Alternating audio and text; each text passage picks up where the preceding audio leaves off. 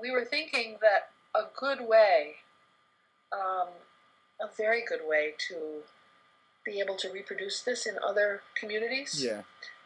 Because you can't really, I wouldn't expect necessarily to find the exact combination of obsessive, excited about bringing local news people that we are. Yes. And or people, or let's say this, people who you might not find, you certainly wouldn't find in every community. You might find people who are out of work now, but you're not finding people who aren't looking for work and who aren't working. Yeah. So, see, we are at home with children, we three.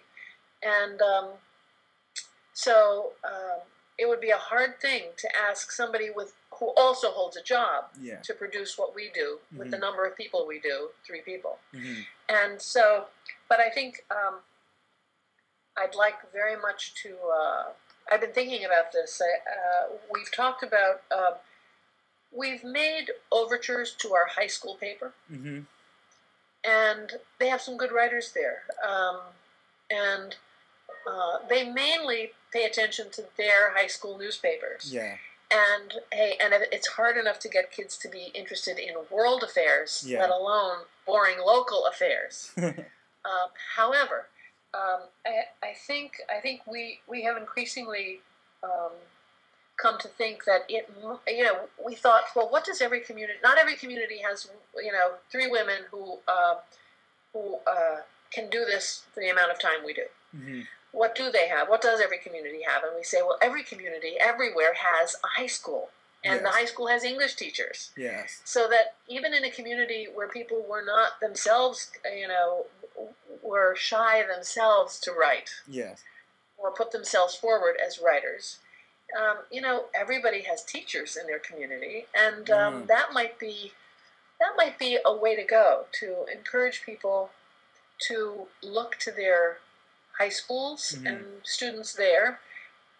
Also because I do think that in the United States anyway, maybe not in Hong Kong, reading and writing has taken a fall. It really has. And I think it's very bad. I think young people, this economy might make people wake up and see that the way to learn and think and be serious students is to have to write. Yeah. But a lot of people are distracted right now, have been comfortably distracted by a lot of electronic devices, and I think you're maybe old and wise enough to know that those are part. They can be part of your life, but they can't be the main act. I'm still distracted by electronic devices like this and like this and But do you like that. write? Yes, I do. I do. Write? Yeah. Right. I'm decent, but and you talked about like going to different different high schools, getting English teachers. Do you know what your typical reader is like? Age, demographic. Do you have a good sense of who they are? Well, this is totally anecdotal from the people we see and talk to who say, "Hi, great article," or "I read that thing," or "That was terrible." Yeah. They're probably people like us. I don't think they're grown-ups like us. I don't think we have high schoolers looking, unless they know, for instance, that their pictures... Hold on one second. Yes, Joe? Okay. Love you. Thank you. Okay, bye.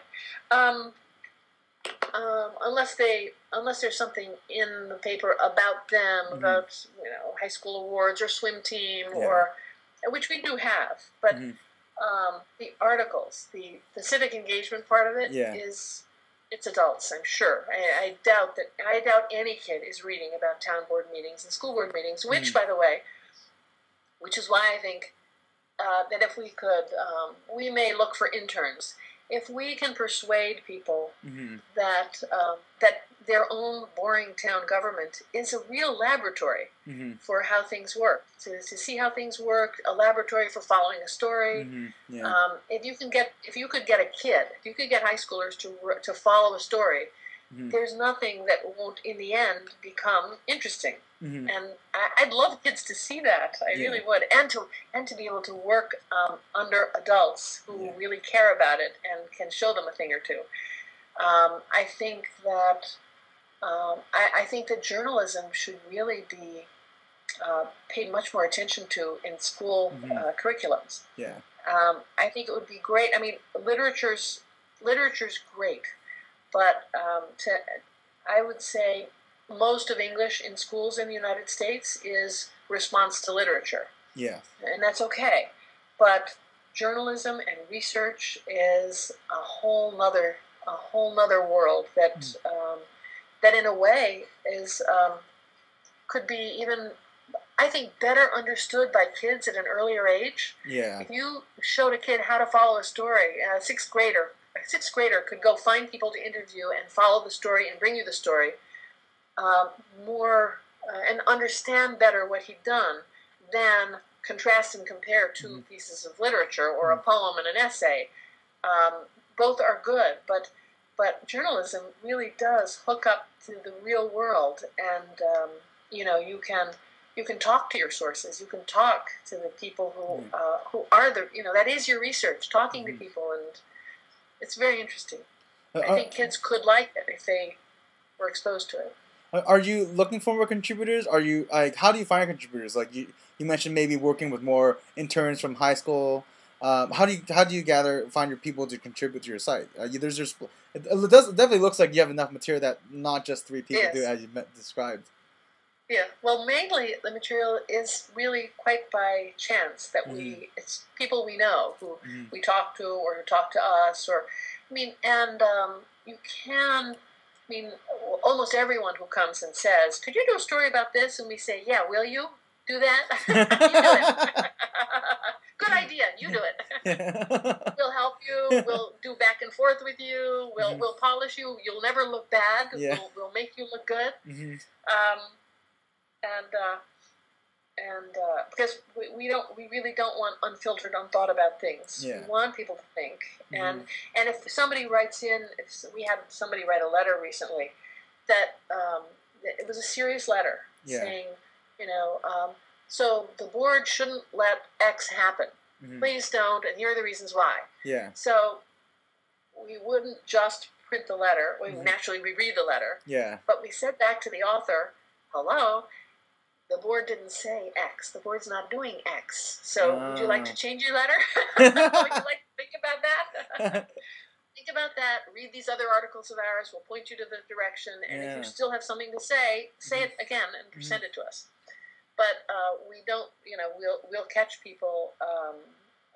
We help our people who write to us. We help them to get the facts right. Yeah. If we see they've got something wrong and their whole piece is based on this something wrong, we'll say, here it is. Go look again.